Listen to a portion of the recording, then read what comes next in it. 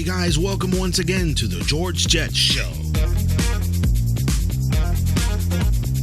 A program where we share and talk just about anything, including DJ business, electronics, photography, videography, podcasting, studio design, audio, and much, much more. The George Jets Show is now loading.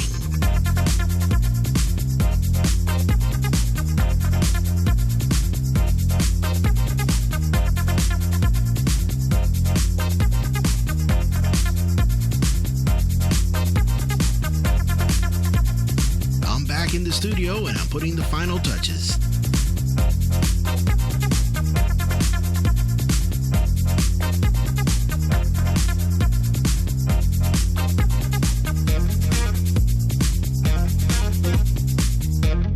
Feel free to help me out. All you gotta do is ask questions to keep the show flowing.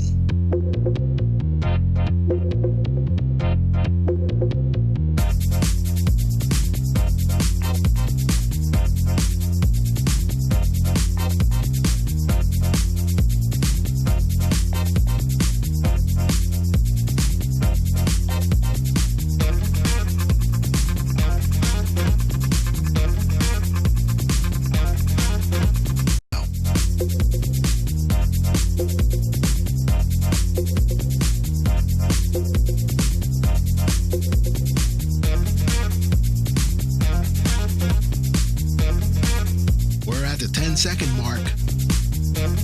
Cameras ready? In 3, 2, 1. Cameras rolling. Welcome to the George Jets Show. Don't you love that intro? What an intro. It was unbelievable. It was like a countdown to the to the 2021 year or something. It was remarkable. You liked it, huh? Yeah. The topic list like just kept going on and on and on. I was like, wow, you could really talk about anything on this show. Anything you want. So we are going to have a show today. We got John Q. You know him from the DJ Talk Show. Hello, John. Hey, what's up, George? Pretty good, buddy. Good. Man, I got a couple of topics that we should talk about today. I knew you did. Yeah, I got Apple M1 computer, Serato. We got to talk about Serato, and we got to talk about DJs that are using Spotify to DJ with now. Oh. So where do you want to start? Yeah. Where do you want to start? Maybe the newest first, right? So we can talk about Apple stuff. Okay. Since I'm a recent return to Apple person and slowly, but well, not even slowly, quickly drinking the Kool-Aid again. So we can start there if you'd like. Okay, cool. Yeah. So recently you bought a iPhone. I did. And you've been an Android user for the last 10 years, I think, right? Yeah, 10 or 11 years, somewhere around there. Prior to that, I was an iPhone user for the first iPhone through the 3GS, I think was the last one that I left off on. And then I switched to Android. So ever since the third generation or so iPhone, I switched over to Android and been with Android ever since until a week and a half ago. Wow. So yeah, it's been a pretty big change. I mean, I still keep up to date more or less with what's going on in the Apple world and the iPhone world. So I've been watching from the backgrounds of Android. And when the new OS came out, the most recent one, I said, you know what? I said, there was a few reasons I changed, but that helped it along. Got you. And so far, you like it so far? The new iPhone? I like it so far. Yeah. I think when I first switched to Android way back when, I was doing a little bit more customization of the Android, home screens and launchers and doing a little bit more configuration. And in most recent years, I guess I'm getting older and I'm like, you know what? It's just a phone. I'm doing basic phone stuff on it. So I don't really take advantage of all the flexibility that Android offers. So I was more open to switching back to Apple because of that, and because the most recent OS has some more flexibilities that iPhones didn't have. So that combination, it just seemed right. Plus, I was looking for something of this size, and I wasn't really happy with what Samsung had. With the most recent S20, the Galaxy S20.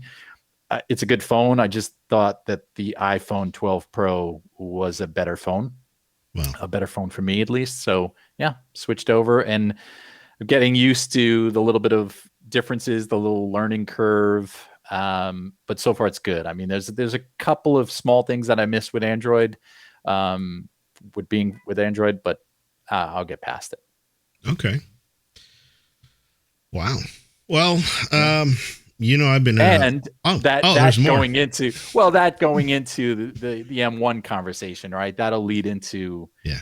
drinking the Kool-Aid. So that's why we just wanted to mention the whole iPhone switch. And now, yeah, with this M1 that you've been talking about for probably a couple months now, right? You mentioned it even before it came out. Yeah. I talked about the Apple Silicon. They're switching over to the SoC, which is system on a chip on their Macs. And Apple's been making CPUs for quite a while now, and they're efficient. And a lot of people are going to when it first came out, it's like I was telling, the Intel chips are inefficient. They run too hot. The operating system, Microsoft, it's almost bloated. It's got to support legacy technology. It's got to support a lot of video cards, a lot of things. It's not almost bloated. It's bloated. It's bloated. right. Yeah, it's bloated. Right. And I love the sound effects. Yeah, we got a whole show here. This is professional, man. Yeah, I love I'm telling you, man. I paid good $5 for this program. It better be good. That's awesome. That's awesome. So the whole system on a chip is just more, it's quicker, it runs faster. The memory's all integrated. Everything is just on that chip. Everything runs so fast. I've seen a lot of reviews, and even before the reviews, I knew this was going to be a hit. And I know this is the first iteration of it. And when you started talking about it, months ago, yeah, I was like, yeah, whatever. Because although I can appreciate Macs, I just think they're overpriced. They are. They are superior to most Windows PCs, but I just think they were overpriced. I mean, way back when I was using the iPhone back in the day, I also had a MacBook Pro, and I spent like almost $3,000 on this thing. It was like a desktop replacement, basically laptop. And I loved it. It was great. But when it got old, it was one of the Intels, by the way, the first Core 2 Duo. The first Apple Intel. Mac. Yeah, that first Apple Intel, which was a big deal back then. But when it got older and it was time to upgrade, I was like, I'm not spending another $3,000 on a laptop. And I went, Windows. But this M1, when you started talking about it, initially I was like, it's going to be another overpriced laptop or overpriced, desktop. But it's not, surprisingly, at least not initially. And we can talk more about that. But I mean, with the MacBook Air and with this MacBook Pro 13-inch for both of them, it's affordable. Right. And that's what we were talking about. I had told you that even though I did buy an iMac last year, I spent $3,300 in total. And it's a great workhorse machine. It's fast, it's fully loaded, and it's great, and it is for sale. And the reason I want to get rid of it is because the new machine to me is a great machine, even though it's still small. They still only have the 13-inch. Now, the way I'm looking at it is that now the DJ has the ability to get himself a cheaper computer, meaning a MacBook Air or a MacBook Pro 13-inch, a little small, but it's efficient and it's affordable. It is, but and I agree with you with like kind of selling your current Mac so you can recoup some of the cost and put it towards this, because I think when people, you don't have to be a super computer geek, but when people start to realize what the benefits are of this M1 chip from an efficiency and performance gain, from battery life, I think they'll really appreciate it and look to switch as well. Right. The problem is the software companies like Serato and Tractor and Recordbox, these guys are, well behind, especially Serato being, I'd say the most widely used DJ software. Right. They're just now or just recently been, compatible with the last OS for Mac. Catalina. Yeah. Yeah, Catalina. So Big Sur is not even on their list yet. And even if it is, will they be compatible with the M1 chip, or will Rosetta Stone have to, wait a minute. Wait a minute. Isn't that what it's called? No. It's Rosetta Stone. No, it's not Rosetta Stone. No. Listen. You know more about Macs than I do, but tell the people the Rosetta Stone is built into the new M1. No, it's not. No, it doesn't translate English to Spanish and Spanish to English, so you can learn another language. It's not like that. I'm gonna cancel my order of my MacBook Air. It does not have Rosetta Stone built in. No, actually, what the funny thing is, let me clarify what that means. Rosetta is an actual emulator to emulate a Intel-based chip. But she's Spanish. Yes. Yeah, she's Spanish. I don't know. Don't make me play the DJ horn. Wait, do you have Spotify there? Huh? Do you have Spotify? Yeah. Well, you said you're going to DJ, so I just... No, the DJ horn. The DJ horn. Oh, okay. So Rosetta is basically a program that's running in the background of your operating system that's going to translate all your Intel-based or x86 code to run on the new ARM chip, which is your M1 chip. So you're basically running an emulator for a PC to run it on the M1 chip. And that's where some programs might have a little bit of issue, because it's not natively running on the M1 chip. Now, when they code, let's say when Serato physically codes Serato for the M1 chip, that's where the efficiency comes in. That's where the speed comes in. We should see Serato fly. I mean, everything should just be flawless. When do you think that's going to happen? Well, with Serato speed, I mean, I think probably mid 2022 or 2023, if at best. Right. Yeah. Serato's behind. I mean, they're behind on everything. Yeah. That, by the way, which is another topic we are going to talk right after this.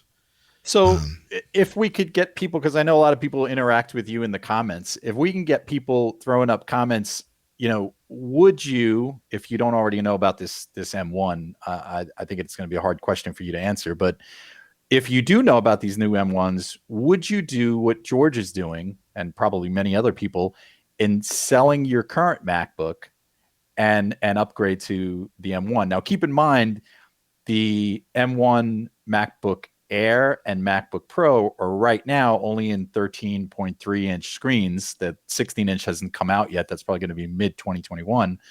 So would you jump now? Would you wait until mid-year, or would you stay with what you have and you're not really even concerned with changing and upgrading? So it'd be cool to hear from some of the viewers in the comments what their thoughts are.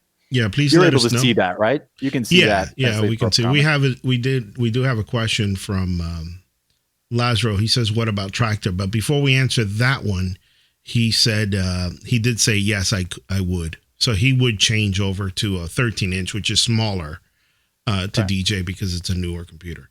Okay. I bought one. I got one. I got one right here. This is my new 13 inch MacBook. I put a little sticker there because I don't have a cover on it. I didn't want to mess up. It looks like when you watch those TV shows and they blur out the Apple logo because they don't want to pay Apple royalties. That looks like what you did. So it's beautiful. It looks the same. It looks the same. It's got the headphone jack there on one side and two USB-C ports right there. Only two. Only so two. That can be another maybe deciding factor for folks switching over to this for DJing, because you're going to definitely need a hub. Right. Yeah, you're definitely going to need a hub, and obviously, if you get the 512, like I got the 512. I didn't get the 1 terabyte. You're going to put an external hard drive on that anyway.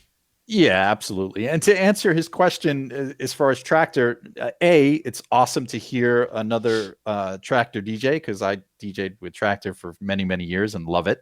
We don't know. To be honest with you, George and I don't think either one of us checked to see Native Instruments notes as far as being compatible with the new M1. I highly doubt it, but check their website. We did check Serato. There's no mention of it whatsoever.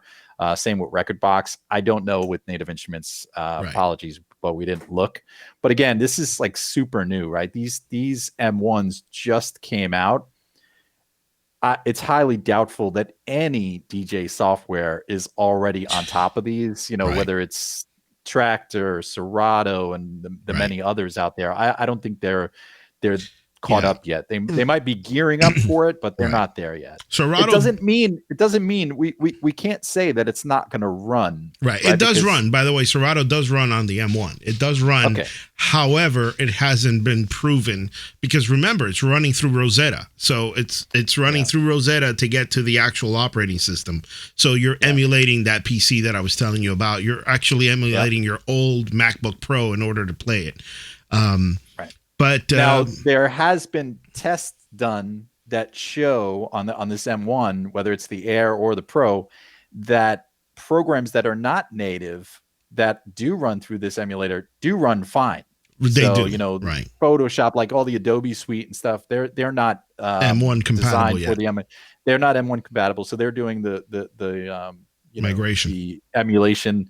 Well, yeah, but they're doing the emulation currently, and they run fine. So I think that Serato or Rekordbox or Tractor, I think they would run fine, but they're yet to be tested. I don't think there's anybody testing those yet. Maybe George, maybe you can put it through its paces. Yeah. Andy says, what about Big Sur? Is that also an issue? Yeah, Big Sur is the new operating system. So that's exactly what we're talking about right now. Yeah, that's what we're talking about. Again, there's no mention of compatibility on Serato's website. Again, the others, we're sure there's probably no mention either. But check for yourself. Don't kill us if Native Instruments says they run on Big Sur. But specifically, we're talking about the new M1 chips by Apple and their compatibility. So, right. Because you could have, correct me if I'm wrong, George, but you could have a slightly older Mac, like an Intel-based Mac that's running Big Sur. And so the program could be compatible with that. But we're talking specifically M1. So, and the M1s, of course, are going to run Big Sur. So, I guess your question, Andy, is kind of twofold, right? Is it compatible with Big Sur? It could be on an older Mac, but we're talking, you know what I mean? Right. We're talking M1 specifically. Right. So it's two loops that we have to go through. They got to test the chip, and they got to test the operating system, make sure they didn't break anything. Which who knows if it did. And so, Andy, we heard from one person. So, Andy, we'll throw a question back at you. Would you have you gotten a chance to look at these M1s, and would you switch from your current setup? Would you sell your current MacBook if you're using a MacBook, or would you sell your current Windows machine to go with one of these M1s? We'd love to hear that. Right. He says yes. He would. He said yes. So I'm assuming he would switch over. Again. And by the way, they're reasonable. And this is in part because they're 13-inch. It's not because Apple just dramatically lowered their prices because they're making their own chips, which I think that they should do since they're making it in-house. But so, these are relatively affordable because they're the 13-inch. So we're talking $999 starting price for the MacBook Air, and I think it's like what, $1,200 or $1,100 for the Pro. Okay. Yeah. Right. So now, to me, that's reasonable, especially for a Mac. Right. Now, what I've always told people was, if you're going to use a PC or a Mac for DJing, if that's your bread and butter is DJing, this is what you do. Get a dedicated computer just for that. So just load it up with Serato or Tractor or Rekordbox. load it up with your music, and only use it for work. Don't go home and start playing games and installing a bunch of stuff on it. Just use it strictly for work. You have your laptop, and this is why it's so cool. I would suggest people would buy, or recommend people buy, the MacBook Pro, and either get it with 8 gigs or 16 gig, whatever you want. You don't really need more than 16 for that. 8 is perfectly normal. You can run video, and you can also, where I would put the money would be in the hard drive. You can get the 1 terabyte, or you can get the 512. And don't forget, guys, this is my hard drive right here. This is the fastest drive you can get. Look at the size of this thing. Solid state, 2 terabytes, as fast as you can. You can edit from here. You can do anything you want. So this, with a little, I don't have a little Velcro strip on it, but if you have your laptop, you can put a little Velcro on this and put it on the bottom side, obviously down here, a little Velcro there, or standing up like that, and you're good to go. Below it. Don't do it in front of your computer where people are going to steal your hard drive, but you can put it underneath, and you're good to go. You can put all your music here instead of having it in there and spending, an extra $800 for who knows what. It's a good point. And for those who don't know, this is not something that can be upgraded later on, right? So if you're not familiar with even older Macs, there's some older Macs that you could do that with, but especially with these new Macs that we're talking about, the M1, you buy it with the RAM that it has in it, you upgrade at the time of purchase, or the hard drive, and that's it. Like, there's no you doing it later on. But people, if you guys are interested, if you haven't already, seek the performance out on YouTube. There's plenty of people that are talking about it. All the tech reviewers are talking about it. Even the 8 gigs of RAM, the performance is either on par or beating full spec'd out MacBook Pros that are, $3,000 laptops. Right. It's beating that at a MacBook Air 8 gig of RAM, spec. So check it out for sure. It's pretty unbelievable. And that's why, like, I'm drinking the Kool-Aid too. So it kind of went from the iPhone to this MacBook coming out, and I'm like, I'm going to get a MacBook. So. Right. Okay. So we answered that question. Definitely recommend it after it's been well tested, and then we'll see where it goes. Don't forget, next year, they'll start announcing the new round of MacBooks. They're going to be 16-inch. They're going to have a different processor. It's only going to get better. But I'm telling you right now, and this will be the last topic on it, but right now on this MacBook 13, editing 4K video, multiple stream 4K video on the computer itself blows my $3,000 computer out the window. I mean, completely out the window. So that, to me, I mean, what more can I say? What more can I say right? I was going to say that the reason, we might sound like, and by the way, not everybody's editing 4K video. They're just playing MP3 files, which is any computer. I mean, come on, it plays off a watch. You don't need I've said it over and over again. You don't need super power to run an MP3 player, which is Serato, Rekordbox, or anything else. And guys, the reason why we're sounding like Apple fanboys with this is because this is not your typical, new Mac that's come out from a 2017 to a 2018 or 2019 to a 2020. Right. Those changes were incremental that happened year after year from these MacBooks. They were updates nonetheless, but they were incremental. This is like a major change for Apple. So that's why we're kind of like, and a disruptor, and a disruptor to Intel and PC window machines. I know it is. And everybody's going to say no, but watch. Just mark my words. That's why I want to do the video. I want to make sure I can refer back to this and say, I told you so. And it'll be I'm curious to see how Intel will react to this, because they're going to be hurting. It's, it's going to jeopardize the relationship that they have with Apple, of course, but it's just going to, it's Right. going to mess them up a bit, overall. So they'll Yeah. probably come back with something. It's not going to be as good, I don't think, but they'll answer somehow, and that'll be curious to see, how are they going to answer back with what? Are they going to come out with a more powerful processor at less money? Who Right. knows? But for right now, Okay, one Apple's last looking good. question. We got Andy Kim saying I bought earlier this year MacBook Pro 16 with Big Sur, and it's running virtual DJ without an issue. Okay, good. Perfect. Sell it. Sell it. Sell it. No, I'm kidding. Hey, if you're happy with what you got, use it. Keep it. I mean, use it and keep it. But just don't forget the prices are going to drop on these machines. So if you're trying to recoup your money, do it now. That's why I did it. Not because the machines are bad. It's just I want to recoup my money. I don't need it. I'm also selling my, $3,500 iMac that I bought last July, So, all right, let's get out of the whole geekiness of iPhones and M1s and MacBook Pros. Go with Serato, man. I got a beef with Serato, man. It's your fault that not that I switched to an iPhone, but it's your fault that I'm even, looking at this M1. You're the starter. You're the Kool-Aid. Yeah, I'm gonna give you one of those. You need a black mock turtleneck, like Steve Jobs. Yeah. All right. Next topic. All right. Next topic is Serato. Serato features, and what are they doing over there? Are they sleeping? What exactly are they doing over there at Serato?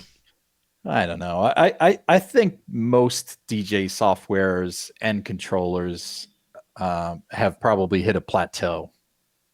That's just my personal opinion. It's like, what else are you going to do? What features, as you guys, a lot of your friends that are watching this are DJs, what features could you think of that, you could use that a controller or a software doesn't have? And it's probably hard. If you're being truthful, it's probably hard. It is to think of what you need, what's missing. So I think in general, they've hit a plateau. Right. Now I spoke about this a couple of months ago with Decade, and I mentioned that Serato could do some little bit better file management, like a whole program just to do file management, to look for duplicates, to manage, to sort crates differently. Stems. We were talking about the stems, or the so-called stems, removing vocals or removing bass lines or leaving just the drums and all that. Yeah. So I'll tell you, in working in software for many years now, working for software companies for many, many years now, I can tell you that it's the profitability that's going to drive the development, right? So if they know that they're going to sell more software because they make those changes, they'll put those changes in there. But the squeaky wheel gets the grease. If this is not jeopardizing sales for them, they're not in a rush to do it. So You're right. And we appreciate the library management. We appreciate these features that you're mentioning, and they're all great features. And I wish that more softwares had them, but I don't know if that really matters to the masses. I think it's specific DJs that stuff like that matters to. So using the way I think, basically they're saying record box, virtual DJ, Tractor, all basically have the same features. No one's added anything shockingly good, which they have. We'll just stay status quo and not change anything. Yeah, I mean, just milk whatever money they get off the whatever sales. It takes a lot to make changes in software, right? And you've got software experience too, so you know that when you're changing something in the code base, it's not necessarily an easy change, and it can affect other things that run stable. Right. So why risk that? Again, if it's not going to affect the company's bottom line, why risk doing that? Okay. And again, since my personal opinion, I think that these softwares and controllers have hit a plateau. There's no missing feature that, hey, if I'm Pioneer or if I'm, another software or hardware manufacturer, that, hey, if I put this in my controller or in my software, it's going to sell that much more. I can't think of anything, and I've been a DJ for many, many years. You're having trouble thinking of something. Again, folks that are watching this, throw something in the comments, but look at it from a business standpoint, from a company standpoint. What feature would really drive the bottom line for these companies? And it's probably hard to say what would, because I don't think there is anything that would really make that change. It's all incremental changes at this point. I think they've done a great job with the features that they've brought in so far. But now we're at the point that's like, well, what else? And what are the masses going to use? Again, there's always those niche DJs that are doing stuff that a lot of other DJs are not doing, whether it's, trickery and certain effects that they might be using and looping and stuff. But in the grand scheme of things, when somebody's DJing, they're just DJing, and they might be using a couple of the tools that they have now. But I bet you most of the DJs are not even using the software or the controller that they have to its fullest ability. So it's plateaued. Right. That's my 2 cents. Well, I mean, I do agree with you. Virtual DJ added pseudo or fake stems, I want to call it, where you can separate the a cappella, bass line, guitar, and drum track. Yeah. So you can play around with that, and it's damn good.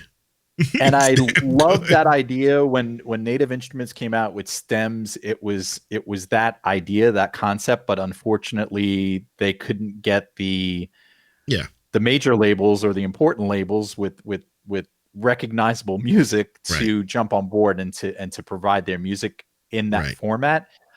So if virtual DJ's able to do it with any song and do it that it sounds clear and it's something that DJs can work with, I think it's awesome. Right. The other thing is, will DJs do that? Because like I said before, a lot of DJs are not using the systems that they have to their fullest ability anyway. So would they do that? Would they do it? Would they do it to a level that's not killing it, like the horn? Can we hear the horn? Yeah. Right. So are they using it?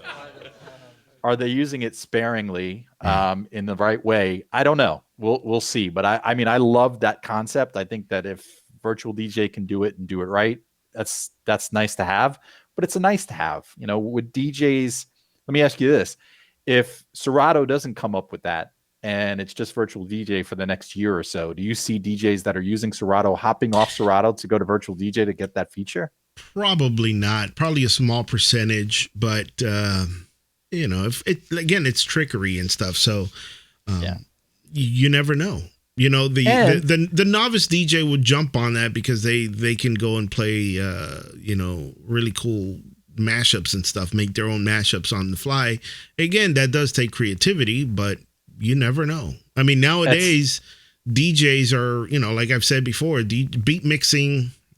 I know I get hate every time I say it, but beat mixing is just not important anymore. It's more about creativity. It's more about creativity. It's selection, music selection, but the beat mixing of 1 to 2, who cares? Everybody does that. The half the programs do it automatic for you anyway. Yeah. Here comes the hate mail. Here comes the hate mail. Yeah. So, thank you, crowd. Yeah. All right. So, what's the other topic I had? I had another topic. Where's my notes? So we were talking before the show about DJs that might rely on Serato for their music library. You mean or at least the current stuff? Spotify. Sorry. Right. I said Serato. Spotify. I know a couple of DJs right now, mobile DJs, where they get hired. The client says, I want top 20 music, stuff you hear on the radio. They go to the party and they start playing that music, top 40 music. And then all of a sudden the party turns into, let me hear XYZ, and the DJ has no clue what it is.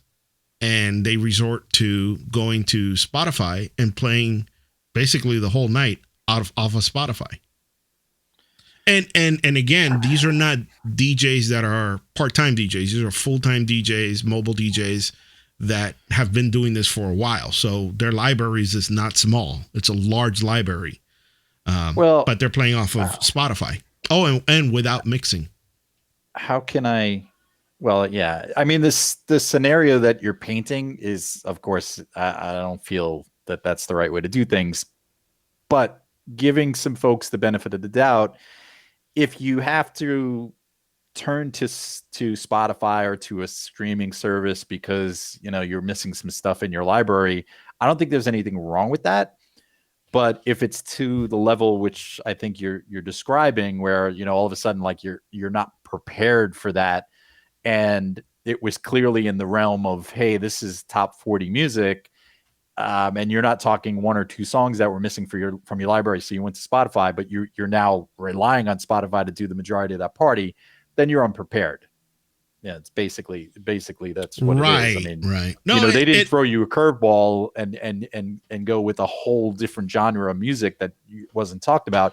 If they said top 40 and you're playing at that party and you don't have top 40, right. yeah, you're not And prepared. what I meant was not the top 40 like Dua Lipa or the latest Aguilera or whatever. No, I don't mean that. I mean like they requesting new hip hop that's not on the radio, and new hip hop that's, you go on Spotify to the hip hop section and all the music that's in there, you start counting from number 1 to 10, and none of those are on the radio, but that's what they want to hear. So again, Well, we've talked about this a couple of times. I'm sorry to interrupt you. The DJ, there's no possible way the DJ is going to know all the songs because half the record pools are not coming up with this music yet, and some might be a little bit of an underground. The DJ does have an argument there, I think, because if you, the client, are expressing to me that you want to hear top 20 music, top 20 music to me is well known, well played radios. Yeah, radio. Right. You're going to hear it, whether it's hip hop or whatever genre. But if it's in the realm of quote unquote top 20, then there should be no misinterpretation of what they're asking for and what you're playing. I don't. The hip hop. Yeah. The hip hop you're talking about, George, is not. It's popular, but it's not considered top 20. At least I wouldn't consider it top 20. I understand. But it is popular. So you have a fight there as the DJ. You'd be like, hey, wait a minute, you're looking for something that is not technically top 20. Right. So in that case, if you have to turn to a Spotify, I don't see anything wrong with that. Right. Okay. Well, all I'm saying is that this is the things that I've been hearing, from talking to DJs and stuff. They're like, George, I did a party the other day and nobody was dancing. I was playing all the hits, whatever. And they came up and they said, here's my Spotify list. And they put the Spotify list and the whole place got packed. And again, it's not because they requested top 40. Because remember, let's say that you're having a party for your kid, right? And you say, oh, yeah, just play top 20 music. And you're like, okay, so you put it on the contact, top 40. You get a couple examples and you'll say Drake, Lil Wayne, whatever. You write it down. But when it comes to that party that the DJ is physically there, the 13 or 16 or 18 or 20-year-old girl comes to you and say, my dad requested Drake. I don't hear Drake. I hate Drake. Yeah. I don't want to hear it. Smoke. I don't want to hear any Drake. So this is what I'm referring to. If you guys have any questions, this is the time to do it. We are with the co-host from the DJ Talk Show, John Q, and myself, and right now we're at the George Jet live show, which this is the first show, so that's awesome. I love how professional it is. The theme Thank you, and man. the intro is awesome, so great job. But we are going to post this over to the DJ Talk Show because we both are the original hosts from there, and I think this is a good topic to post there as well. Guys, if you have any questions at this time, feel free to ask. We're going to be wrapping up very, very shortly. We have a couple more things that we're going to talk about, but we're going to try to keep this under an hour, and we're at 39 minutes right now. So we got about 15 minutes or so to wrap up. All right. No, it'd be great to hear from some folks in the comments. Thanks, Andy, and the other folks that have commented. it's cool to keep it interactive and to hear your thoughts, because these are how we're feeling and what we're hearing. But I just think that DJing is at a weird point right now, especially with what we're going on with COVID. But like I said, with the software and hardware, with the streaming services that are available, it's Right. I told you this once before, George, that the unfortunate part about the new technology that's out is it's setting the experienced DJ and the inexperienced DJ apart. That separation or that differentiator is less and less, unfortunately. So Right. I, as a DJ, I love technology, but I'm not so crazy about that, because you can get somebody who just bought a controller and threw a hard drive in there and goes and presses sync and plays through a party, and the clientele, as long as they heard the songs that they liked and there wasn't any obvious mistakes, they're going to be like, that guy was great. Right. That's it. You're done. Right. And so it's unfortunate. The technology aspect of it is unfortunate in that case, because it's like, well, wait a minute. I've been DJing X amount of years, and I know all this other stuff about music and how to read a crowd and how to mix in key. And that's great. But if there's not a clear differentiator between you and that inexperienced person, and by the way, that inexperienced person that's willing to do that gig for $100, that now you're in jeopardy. Right. All right. So we're going to go. We only have two questions or two things that comments they said. Andy says, I thought you quit, John. So you got 1 minute to explain what happened. Oh, boy. I need 1 minute. More than one minute. No, that's it. You got to fit it in 1 minute. You know what? I unofficially retired from DJing recently, right? But I don't know. I don't know if I'm totally done. Right. You never know. Could you plug your mixes, please? Because a lot of people don't know how good you really are. Oh, thanks, George. No, you are. So I use hearthis.at, which is a site similar to Spotify, if you're not familiar with it, but it doesn't remove your mixes, thankfully, because of copyright. So it's very Spotify-ish. If you don't know about it, it's hearthis.at. I've got my domain pointing to it, so you can just go to djjohnq.com. So djjohnque.com, right. And it'll take you to my Hear This page, or you can search for John Q on hearthis.at. Right. And there's about 115 or so mixes on there, and each mix is about an hour to 2 hours long. So there's everything from reggae to drum and bass to house and everything in between, even rock, to believe it or not. So you can download all the mixes, right? Enjoy them. You went over your 1 minute, by the way. Yeah. So Andy, kind of officially, unofficially retired. So we'll see. We'll see what 2021 brings. All right, we got another question from Leon. What kind of world do we live in today that we must use Spotify at a gig? You got 30 seconds on that one. Yeah. Well, I don't think it's a bad idea to use Spotify if it allows you to make. I don't have experience using Spotify in a DJ capacity, but if you're able to mix with it, and you're just expanding your library, that's fine. If you're going to go to Spotify and pick a playlist and just play through songs and it's not even mixing, then that's something I'm not with. But if you're using a service like that to expand your library and you're able to mix with it, why not, right? All right. And Andy Kim says, I had to use Spotify at times when I don't have a song. At most times I have it.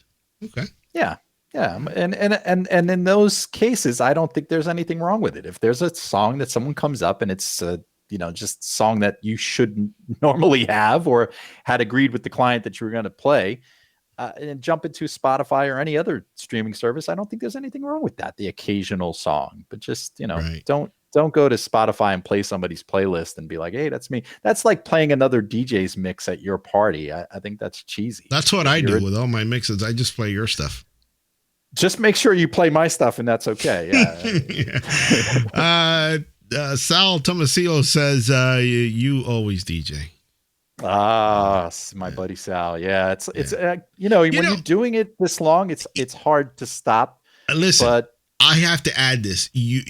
Okay? You know I've said this before, and I know you start blushing when I say that. Your mixes are like commercial quality. Like you can literally burn every single mix that you have onto a John Q CD compilation and just like sell it. They're that good. damn, They I they wish are I good. could. No, Thank you, man. I I know. appreciate it. I Um, wish I could. I can't I even mean, get close. I I Like you put, probably there's a heart to pay. it. You put something into it. Yeah, I Yeah. probably pay more attention to how, what I mix and how I mix than I need to. I don't think the average listener really listens to that level. I mean, I think Correct.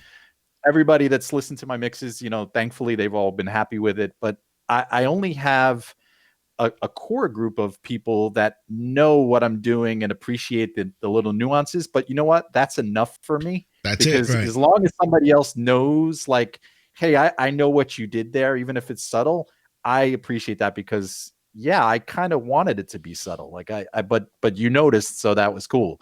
But yeah, I mean, thanks, George. I appreciate All it. right. But Um, and I appreciate DJs that do the same thing, because I right. listen with a separate set of ears, right? And that's what I Right. think the average listener versus the real music lover does too. Is like they listen with a different set of ears and they can hear those things. Right.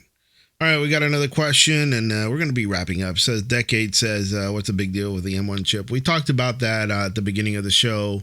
I suggest go to YouTube, do some research on what that is and what it does, because there's a lot of changes, man. This is not a little change. And we're not going to go through that whole thing again. No, and by the way, we're not saying like your current Mac is gonna blow up, Right, and we're not saying that.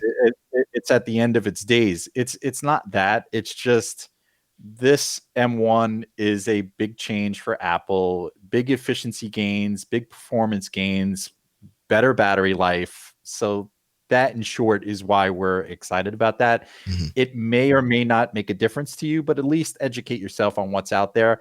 And if you plan to upgrade, I think George has done the right thing, and look to sell your stuff now, so while it still has some value, and upgrade. But you don't have to. Yeah, If you your don't stuff have is to. working for you, we're not saying this is the end of the world. We're not saying Yeah, and Serato's and like jet. I said, right, Remember that and video? Apple is going to continue supporting that for quite some time now. Remember, they are still selling Intel-based MacBook Pros. Don't forget, they got their highly what is it? Their MacBook, their Mac Pro, which Mac starts Pro, the at like, desktop. it starts at like $7,000, and like by the time you walk out with the features you want, it's 50. Yeah. So So don't forget, they're that's an still important selling that. that's an important point to make, right? So Right. we're not being paid by Apple to say this, but I'll just tell you that if you go on Apple's site, you're going to see that it's the 13-inch MacBook Air, the 13-inch MacBook Pro, and the Mac Mini that have the new M1. To George's point, the Intel Macs are still listed on their website. So if you're going to go there to buy a new computer, make sure you look for the M1 specific ones, because Right. the old ones are still on Right. there. And they're all Um, 13 inch and only the Mac Mini, which doesn't come with a display. So right now we are limited in size. Correct. Correct. And if you can wait, I would say wait until next year to make a move. And I would say maybe in the next 5 to 6 years, then they'll probably just phase out Intel altogether. That doesn't mean they're not going to support it. They will support it, but it's not going to. They're not going to sell it. No, Yeah. And you the can't chips are blame too. them if they're able to make it in house. Yeah. Why bother? Okay, Andy says one advantage of having the Intel chip is that you can run Windows natively on it. Yeah, that is true. But buy yourself a PC. Five No, hundred I, bucks I gets you a that's a PC. good point. But again, Andy, keep in mind that there's a niche few people that do that and run both OSs. I mean, that's a good point, but in the grand scheme of things, I don't think that's going to be the majority of people that are looking to do that. But you're absolutely right. So on this new M1, you can't do that, at least not yet. Yeah. And I guess we'll take this as a last question because we're right at the 50-minute mark. Decade says, I feel both of you are forcing me to upgrade and switch my Android to Apple. Well, first of all, if you guys know Decade, you don't have to force him to upgrade. He's usually the first one to upgrade, He is. any of his equipment. Um, but I will tell you, and I have mentioned this to him over the recent days, at least educate yourself on what's out there. Again, we're not telling you to go sell all your stuff, but we're just saying, hey, if you haven't seen it, it is very impressive. It's not your typical incremental upgrade from the last year's MacBook to this year's MacBook. This is a big change, and there are plenty of efficiency gains and performance gains. It's worth at least educating yourself on. And then what you do after that is up to you. Right. But you don't need to rush and go get it right away. Yes, you do.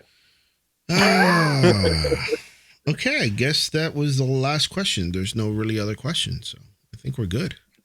All right, cool. Good show. I like it. We should do more of these. All Don't we have a right. YouTube channel? We do. Well, I'm going to post this at my wherever you're seeing this video, and I'm also going to post it over to the DJ Talk Show. So the DJTalkshow.com, or you can search for the DJ Talk Show On YouTube. On YouTube. And by the way, while you're there, you should watch our Serato is dead video. That's since we're talking about Serato.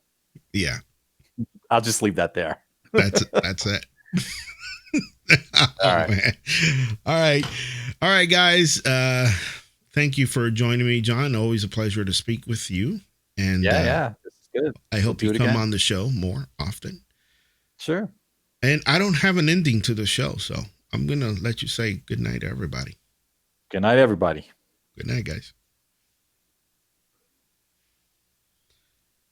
All right. Okay. In broadcast,